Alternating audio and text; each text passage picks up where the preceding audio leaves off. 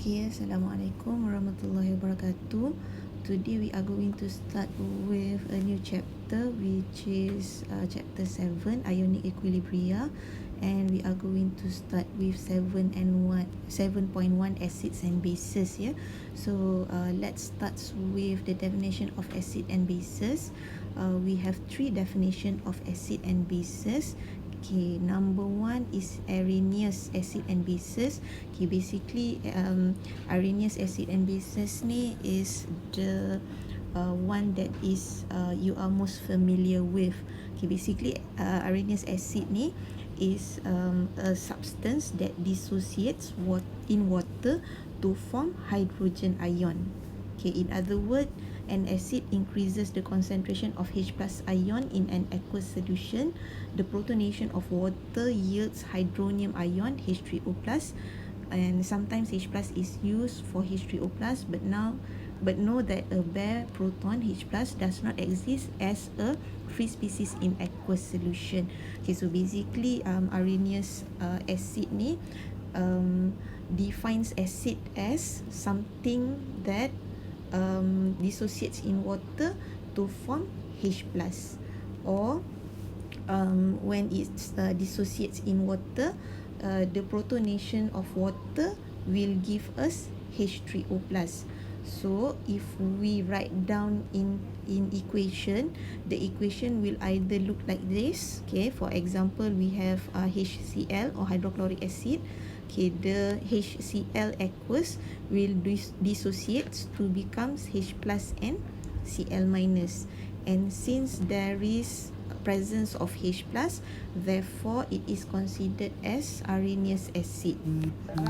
Okay, as for the other usage of Arrhenius acid ni, it can also be written in the second form of equation, when HCl is added with water, it will give us H3O plus. H3O plus is hydronium ion. So hydronium ion ni basically is equivalent to H plus lah. H plus or proton that is reacted in water and becomes H3O plus. So basically they are equivalent lah. So this can also be defined as acid. Okay, so both equation can be represented to present HCl as an acid. Kita boleh guna yang kat atas ni ataupun yang dekat bawah lah. Kalau yang dekat atas ni kita lebih selalu jumpa sebab dia lebih ringkas. However, macam tadi dalam ayat ni dia kata kita kena tahu yang H plus ni bila dia dah jadi aqueous solution, dia tak wujud secara free secara free moving ion. Dia akan bertindak balas dengan air untuk becomes H3O plus lah sebenarnya. So H plus itself tu kalau kita dah larutkan dia dalam water, sebenarnya dia memang akan menjadi H3O plus.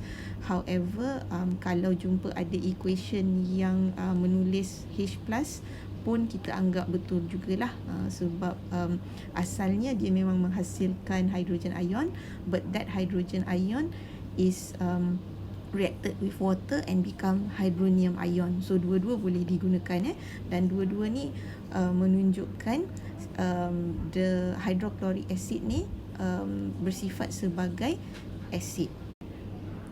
Okay, as for Arrhenius base, it is defined as any compound that donates hydroxide ion or OH minus in solution.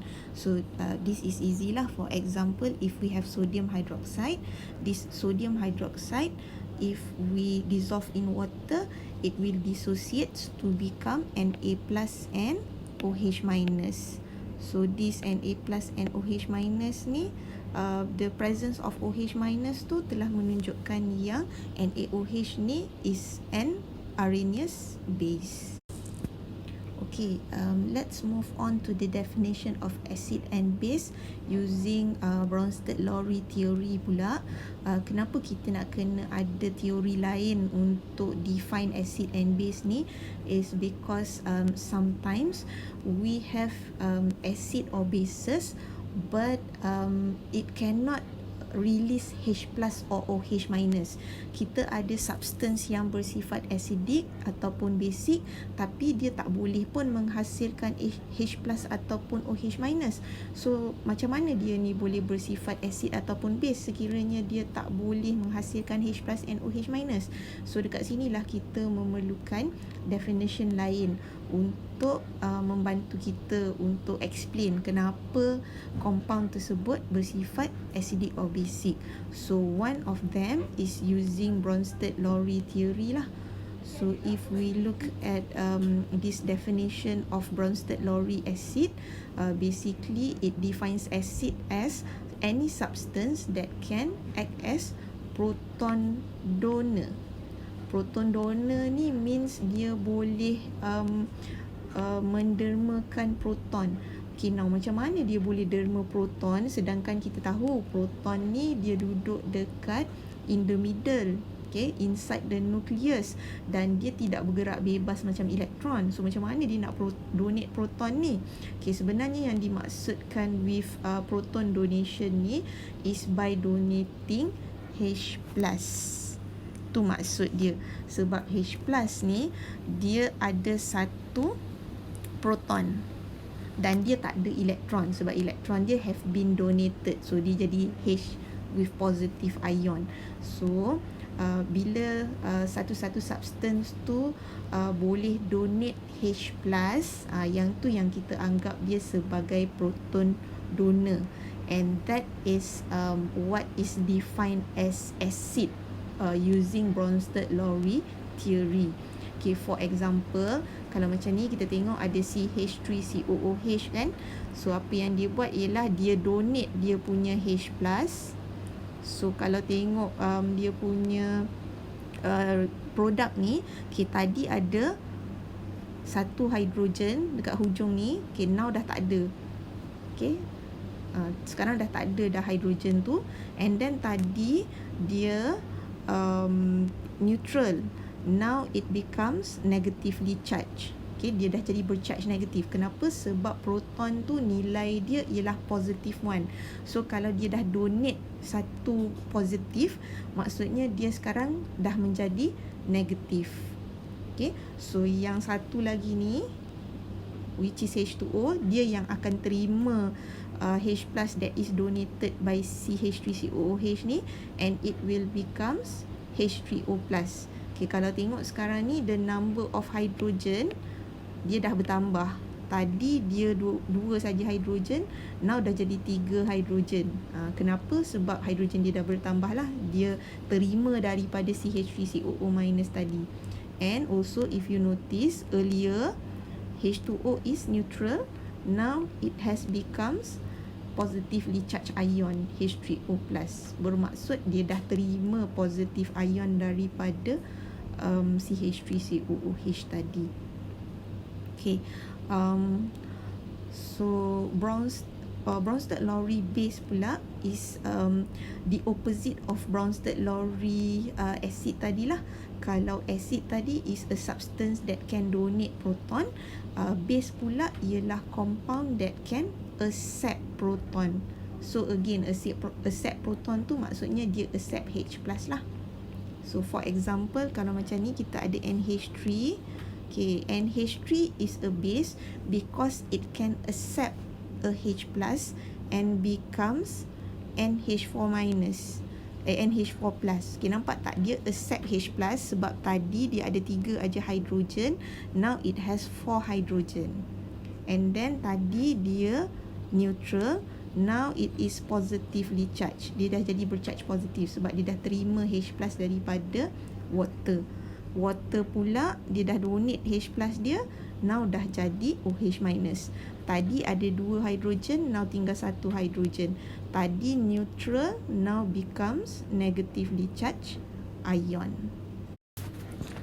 Okay, so if we are looking at both example, whether we are trying to explain about Bronsted-Lowry acid or Bronsted-Lowry base, we can see that it actually works in pairs. Okay, Bronsted-Lowry acid dengan Bronsted-Lowry base ni selalunya dia mesti datang sama-sama. Sebab kalau ada satu yang donate H+, satu lagi mesti terima. Jadi dalam satu equation tu sebenarnya mesti wujud dua-dua lah, mesti wujud satu acid dan satu base. Dia mesti works in pair. So ni yang passage yang seterusnya ni kata, using Bronsted-Lowry definition, acid and bases must always react in pairs. Dia sentiasa mesti datang sama-sama, sebab bila ada satu yang donate H+, satu lagi mesti terima lah. So this is because if a compound is to behave as an acid donating its proton, then there must be necessarily a base present to accept the proton.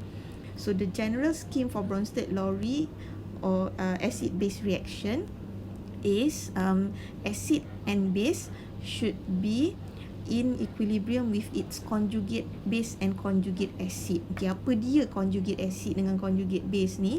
Okay, conjugate base basically is the species that is left over after the Bronsted acid donates its proton. Okay, bila kita ada Bronsted acid tadi, Bronsted-Lowry acid tadi, contohnya macam kita punya CH3COOH ni kan, dia ialah acid tadi kan. Okay, automatically yang satu lagi mesti base. Okay, kenapa? Sebab yang acid ni tadi akan donate dia punya H+, H2O akan accept. Dia menyebabkan yang acid ni tadi akan menjadi CH3COO-. So CH3COO- ni sekarang dia bertindak sebagai conjugate base kepada acid kita tadi, while base kita ni tadi pula dia menjadi conjugate acid kepada kita punya conjugate acid kepada kita punya base.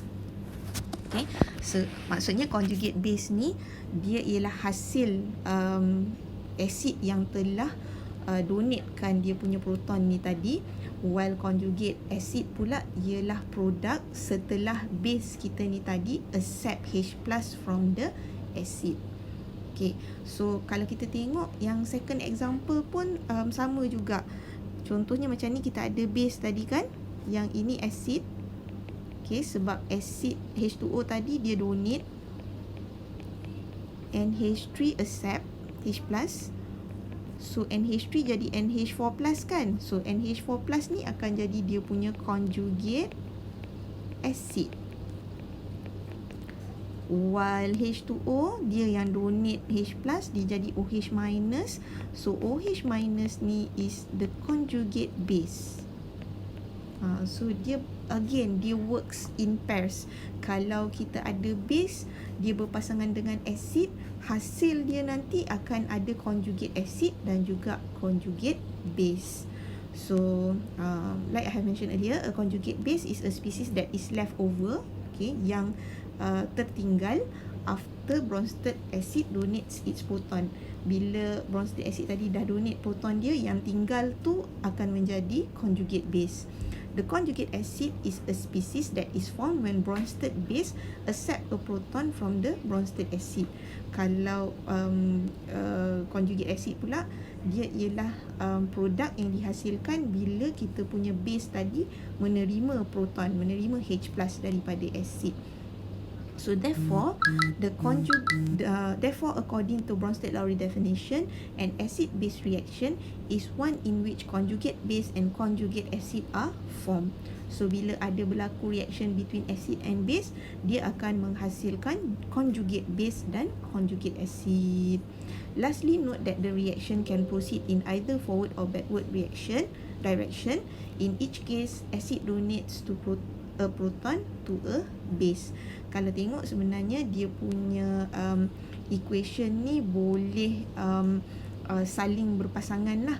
Kalau kita terbalikkan conjugate base tu pula yang menerima H+, dia pula boleh menghasilkan balik kita punya Bronsted-Lowry acid ni tadi. Okay, and vice versa. Kerana dia ni saling berkait antara satu sama lain between pasangan asid dengan pasangan base-nya. Okay, last sekali kita ada definition of acid and base by Lewis. Sama juga function dia ialah untuk meluaskan kita punya definition of acid and base, supaya kita boleh explain lebih banyak kenapa ada banyak substance yang bersifat acid and base. Okay, for Lewis acid, it is defined as a substance that can accept a pair of electron. Okay, it involves any species that has vacant orbital and therefore has ability to accept an electron pair. So basically, untuk Lewis acid ni, dia ialah substance yang ada ability untuk accept pair of electron. So untuk dia accept pair of electron ini, dia kena ada vacant orbital ataupun empty orbital, orbital yang kosong, supaya dia boleh accept elektron tersebut. Itu dia punya syarat dia lah. Nak jadi Lewis acid ni, dia kena kekurangan elektron. Bila dia kekurangan elektron ataupun ada empty orbital, baru dia boleh accept electron pair. And Lewis base is the opposite. Dia ialah any compound or any substance that is capable in donating an electron pair. Dia ialah substance yang ada kebolehan untuk donate electron pair. So untuk dia donate electron pair ni, dia mestilah an electron rich species. Dia mesti elektron yang dia mesti species yang banyak elektron lah. Jadi bila dia ada banyak elektron, dia adalah ability untuk donate the pair of electron. So dia mesti terdiri daripada spesies yang ada lone pair elektron ataupun ada banyak elektron. So contoh Lewis acid, kalau kita tengok dekat sini, contoh dia ialah copper 2+. Okay, nampak tak? Biasanya copper 2+ ni kita tak tahu pun dia ialah acid. But according to Lewis acid, dia ialah sejenis acid kerana dia, kalau kita tengok copper 2+ ni, 2+ charge tu menunjukkan dia kekurangan elektron. So bila dia kekurangan elektron, dia ialah elektron deficient species yang kekurangan elektron. Therefore dia ada ability untuk nak accept elektron. So bila dia ada ability untuk accept elektron, that means dia ialah Lewis acid lah. Okay, sama dengan BF3. Okay, BF3 ni kalau you tak ingat, dia punya Lewis structure is more or less like this, where boron have only 6 pairs of electron around it. Dia ada 6 elektron saja, 3 pasang elektron, ada 6 elektron saja. Dia incomplete octet molecule. Okay, jadi walaupun dia stable, oleh kerana ada empty orbital, ada tempat yang kosong untuk dia isi elektron, therefore dia pun ada kebolehan untuk accept a pair of electron. So bila dia ada kebolehan untuk accept elektron ni, dia juga dianggap sebagai satu Lewis acid. Okay, as for Lewis base pula, okay, oleh kerana dia mesti ada capability to donate electron pair, dia ni mesti electron rich species. Dia mesti electron species yang kaya dengan elektron. So tengok dia punya example kita ialah F-. Kalau tengok the negative charge tu menunjukkan yang fluoride ion ni have many electron, ada banyak elektron. Jadi bila ada banyak elektron, dia ada capability lah, dia ada ability untuk nak donate dia punya elektron. Okay, as for NH3 pula, okay, NH3, if you still remember, the Lewis structure looks like this. Okay, nitrogen tu dia ada lone pair, okay, pada nitrogen tu, which means that it can be used to be donated. So dia boleh digunakan untuk didonate, untuk didermakan. oleh itu dia juga ada ability untuk donate a pair of electron. Jadi dia pun diconsider sebagai Lewis base. And then last kali contoh yang seterusnya kita ada C2H4 sorry. C2H4 ni dia punya Lewis structure macam ni. Okay, dia ada double bond. Bila ada multiple bond ni, kita anggap kawasan karbon ini is an electron rich area. Kawasan ni ada banyak elektron sebab tempat lain semua hanya ada satu pasang elektron saja yang di-share dalam satu masa. Tapi dekat tempat ni ada dua pasang elektron sekaligus. Jadi kawasan tu ada banyak elektron. So dekat sini kita anggap dia ialah high electron density area. Therefore, dia juga dianggap sebagai Lewis base. Okay, so kita cuba jawab question yang diberi ni. Okay, dia tanya identify whether the given compound is an acid or a base. Okay, kalau kita tengok question number 1, kita ada calcium hydroxide. Okay, calcium hydroxide ni actually can dissolve in water and form Ca2 plus and OH minus. 2OH minus. So kalau kita nampak dekat sini ada OH minus, according to Arrhenius, ini ialah base. Okay, for HBr, it can dissociates to becomes H plus and Br minus. Since ada kehadiran H plus ni, therefore if according to Arrhenius, dia ialah acid. Okay, next we have Fe3 plus. Okay, Fe3 plus ni kalau kita tengok dia tak ada H plus, dia tak ada OH minus, tapi kita nampak dia ada 3 plus charge. So 3 positif tu menunjukkan yang dia kekurangan elektron. Dia lack of electron. So bila dia ialah spesies yang kekurangan elektron, according to Lewis, dia ialah acid. Dia ialah Lewis acid. Next kita ada SF4. Okay, SF4 ni pun sama, tak nampak ada H plus, tak nampak ada OH minus. So apa yang kita boleh buat, nak kenal pasti, kita boleh draw dia punya structure. So structure dia actually looks more or less like this. And if we look at the central atom, there is a lone pair electron. And we consider this as electron rich species. So bila dia electron rich species, according to Lewis, dia ialah base.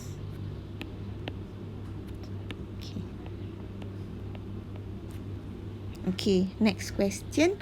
Identify the conjugate acid base pair in each of the following reaction. Okay, kita nak cari pasangan acid dengan base pair. Siapa acid, siapa base, siapa conjugate acid, siapa conjugate base. Okay, so cara dia kita nak cari, we have to look for similar species lah. So kalau kita tengok dekat sini, H2O, pasangan dia ialah H3O+. Okay, while HF, pasangan dia ialah F-. So kita cuba tengoklah apa perubahan yang berlaku dekat sini. Daripada H2O becomes H3O+, dia bertambah H+. Tadi dekat sini ada 2 aja hidrogen, now sebelah kanan dah ada 3 hidrogen. Tadi sebelah kanan is neutral, sebelah kiri is neutral, sebelah kanan dah jadi positively charged. So apa yang jadi kat situ sebenarnya dia telah receive H+, dia telah accept H+. So bila dia accept H+, dia ialah base. Dan pasangan dia automatically is conjugate acid. Okay, so sebenarnya kalau kita dah tahu yang H2O ialah base, HF automatically ialah acid lah. Tapi kita boleh double check dengan tengok again apakah reaction yang berlaku. Kita berubah daripada HF pergi F minus, where the number of hydrogen have been reduced. Tadi ada hydrogen, now dah tak ada. Lepas tu tengok dia punya charge, tadi neutral dah jadi negatif. Bermaksud dia telah donate dia punya H+. So bila dia donatekan H+, dia ialah acid, and the pair, the F minus, is conjugate base. So dengan cara yang sama kita buat untuk question number 2. Kita cari pasangan dia, ClO4 minus paired with HClO4. Satu lagi H2O paired with OH minus. So kalau kita tengok perubahan yang berlaku, ClO4 minus jadi HClO4. Kalau tengok sekarang dah bertambah hidrogen kan. Lepas tu dia punya charge pun tadi negatif, now becomes neutral. Maksudnya dia telah accept H+. Bila dia accept H+, dia ni ialah base. So pasangan dia is conjugate acid. Okay, H2O pula jadi macam mana? H2O jadi OH minus. Dia dah kekurangan satu hidrogen. H2O neutral, OH minus negatively charged. Maksudnya dia telah donate dia punya H+. So kalau dia dah donate dia punya H+, that means dia ialah acid. OH minus is its conjugate base. So nanti bolehlah jawab question untuk exercise sama. Kita kena identify whether the compound given is acid or base, and then kita kena identify the conjugate acid base pair in the reaction. Okay, now we are going to discuss about strong acid and weak acid.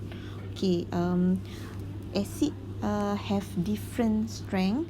Okay, macam mana kita tahu yang ada strong acid, ada weak acid, dan apa yang dikatakan strong acid dan apa yang dikatakan weak acid ni Okay, strong acid ni is basically an acid that can ionize completely.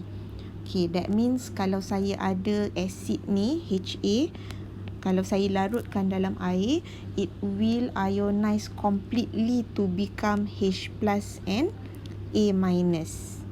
Okay, while weak acid, if I have HA, not all HA will ionize to becomes H+ and A-. Only a few portion, only a few percent of HA will dissociates and becomes and produce H+ and A-. The rest will remain as HA. Hanya sebahagian sahaja yang boleh bertukar menjadi H+ dan A-. Yang lain akan tinggal sebagai HA. Dan oleh kerana HA, H+ and A- ni dia duduk dalam keadaan equilibrium, dia berada sama-sama dalam satu kontainer. Jadi dia ni boleh dianggap sebagai satu equilibrium system lah, dan kita boleh tulis dia sebagai satu reversible equation. So itu beza antara weak acid dengan strong acid.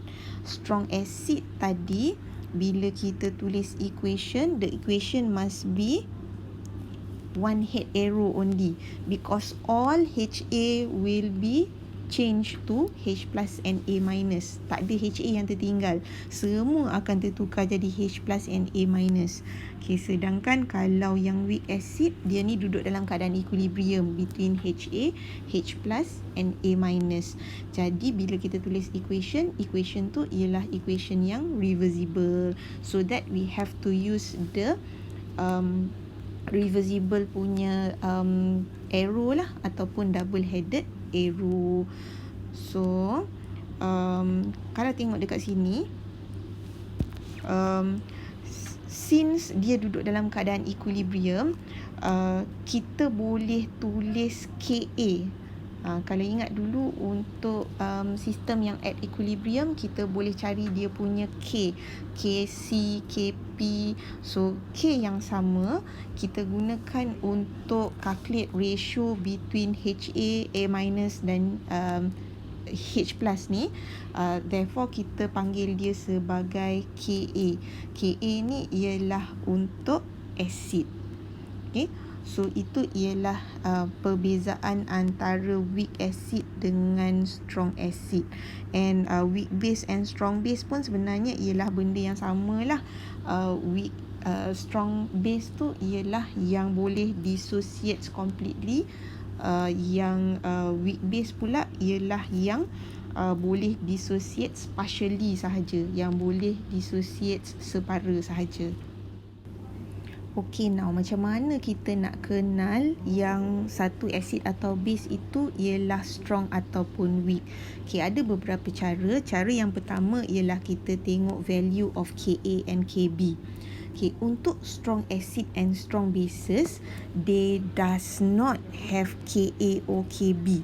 Okay, kenapa dia tak ada Ka and Kb? Sebab dia bukan a system at equilibrium. Dia bukannya reversible system reaction.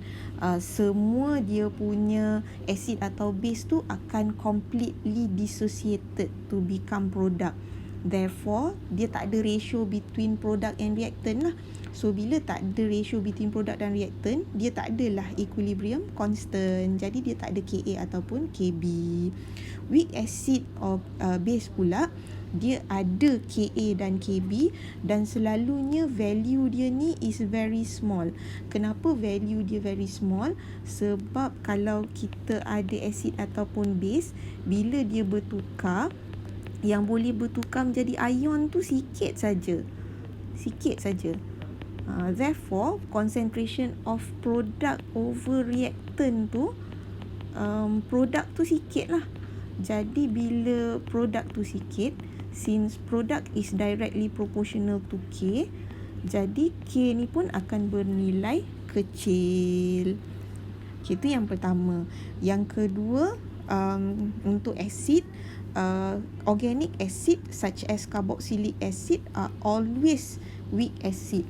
Okay, kita ada organic acid, ada yang inorganic acid.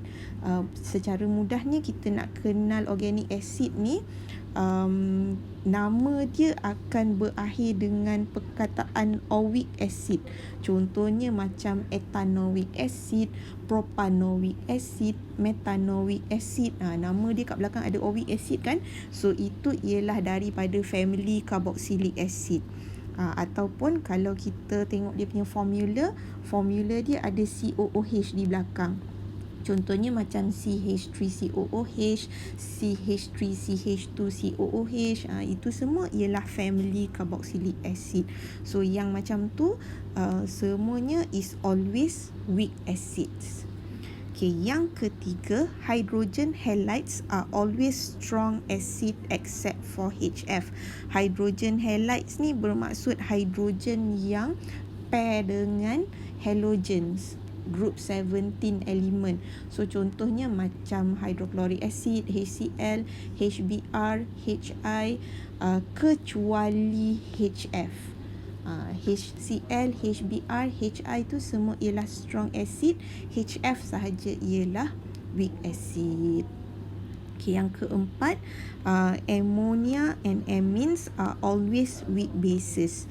Ammonia dengan amines ni dia satu family. Formula ammonia ni ialah NH3. So NH3 ni dia ialah weak base yang common dijumpai. So dia tak ada OH, tetapi dia bersifat base kerana dia ada lone pair elektron yang dia boleh donate. Jadi dia ialah base tapi dia ialah weak base. Amines is a family of ammonia. Dia satu family dengan ammonia. Dia ialah derivatives of ammonia. Jadi dia punya formula tu lebih kurang sama macam ammonia, except for dia punya hydrogen tu mungkin diganti dengan alkyl group lah. So family ammonia dan amine ni dia memang sentiasa ialah weak bases. And then last sekali, hydroxides and oxides of group 1 and group 2 metals are always strong bases. Kalau kita nampak group 1 and group 2 punya elemen yang bergabung dengan oksigen ataupun bergabung dengan oxides, selalunya dia ialah strong bases. Alright, kita discuss sikit common misconception yang selalu ada terhadap acid and bases ini. Okay, yang pertama, weak acid or bases are diluted acid or bases. Okay, orang selalu ingatkan acid ni dia kuat ataupun lemah bergantung kepada dia pekat ataupun cair. Sebenarnya acid pekat ke cair ke, dia tidak menjadikan asid tu kuat ataupun lemah. Asid kuat ataupun asid lemah ni, like I have mentioned earlier, dia bergantung kepada kebolehan asid tu untuk dissociate. Okay, kalau dia boleh dissociate completely, dia ialah strong acid. Tak kira lah dia pekat ataupun cair. Kalau dia dissociate partially, dia ialah weak acid ataupun weak base. Tak kira lah dia pekat ataupun cair. Okay, yang kedua, acids with lower pH are stronger acids. Orang selalu ingatkan pH measurement tu ialah untuk menunjukkan yang asid tu kuat ataupun lemah. Selalunya orang ingatkan kalau pH dia rendah, maksudnya asid tu kuat. Kalau pH dia tinggi, maksudnya base tu kuat. Kalau asid yang pH dia tinggi, maksudnya asid tu lemah. Kalau base yang pH dia rendah, selalunya base tu lemah. Pun bukan juga. Again, the strength of acid or base ni depends on the ability of the acid and base to dissociate. Kalau dia dissociates completely, therefore dia ialah strong acid and strong base. Kalau dia dissociates partially, dia ialah weak acid ataupun weak base. Tak kira lah pH dia tu tinggi ataupun rendah. pH ni dia bergantung kepada concentration. Again, concentration tadi ialah berapa banyak air yang kita letak dalam kita punya asid ataupun base tadi untuk dia jadi cair ataupun pekat. Itu kita gunakan pH. So dia tak bergantung kepada whether the acid and base is strong or weak. And then last sekali, banyak misconception. Ingatkan, only strong acid and bases are corrosive. Okay, orang ingatkan kalau acid ataupun base yang kuat ni dia selalunya menghakis. Tapi kalau acid lemah ataupun base lemah ni, dia ingatkan tak menghakis. Okay, again, the corrosivity of the acid or bases ni tak bergantung kepada dia ni kuat ataupun lemah. Kuat ataupun lemah ni again have nothing to do with dia punya sifat. Sifat menghakis tu is nothing to do with dia completely dissociated ataupun partially dissociated. Menghakis tu datang daripada sifat acid dan base tu sendiri. Memang ada setengah acid dan base yang korosif walaupun dia weak, ada setengah acid dan base yang tak korosif walaupun dia strong. Okay, kita cuba jawab question ni. Classify the following acids and bases to its respective strength. Meaning kita kena classify whether acid and bases yang kita ada ni strong acid or weak acid, or strong base or weak base. Okay, kita tengok dulu lithium hydroxide. Okay, yang pertama lithium hydroxide. Okay, kalau tengok lithium hydroxide ni is lithium ni is group 1 metal. So group 1 metal, kalau ingat lagi, any hydroxides or oxides of group 1 metal is usually strong base. Okay, next we have C5H5N. Okay, C5H5N ni dia family yang sama dengan ammonia ataupun amine kerana dia ada nitrogen. and then hydrogen dia di-replace oleh kumpulan alkyl. So since dia ialah family amine, family ammonia, therefore dia ialah weak base. Okay, next kita ada HBr. Okay, HBr ni ialah hydrogen that is combined with group 17 element.